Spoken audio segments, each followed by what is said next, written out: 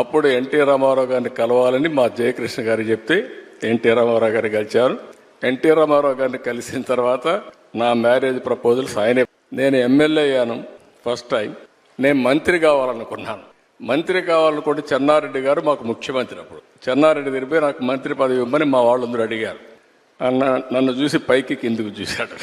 ఎందుకంటే చెన్నారెడ్డి గారు ఎప్పుడు కూడా చాలా స్ట్రాంగ్గా ఉండేవాడు. పైకి కిందికి చూసి, నిన్నటి వరకు యూనివర్సిటీలో ఉన్న స్టూడెంట్గా ఇప్పుడే గెలిచి వచ్చావు, అప్పుడే నువ్వు మంత్రి అయిపోవాలనుకుంటున్నావు, ఇది ఎక్కడ న్యాయం అని చెప్పి కొంచెం ఇచ్చేసాడు. నేను అన్నా, నాకు మెరిట్ ఉంటే ఇవ్వండి, నేను ఎంఏ చదువుకుందాను, పిహెచ్డీ కూడా చేస్తా వచ్చారు ఇక్కడికి, మెరిట్ ఉంటే ఇవ్వండి అని చెప్పేసి ఛాలెంజ్ చేసి వచ్చాను.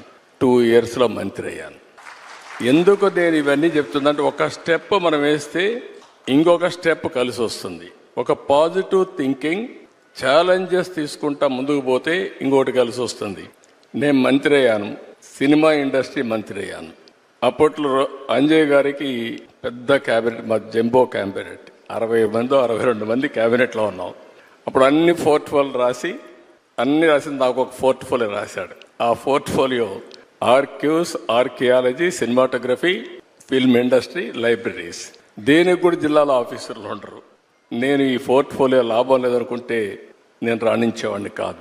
నేను దాన్ని సవాలుగా తీసుకొని పనిచేస్తూ వచ్చాను. అప్పుడు మా సినిమా వాళ్ళందరూ కూడా వచ్చేవాళ్ళు.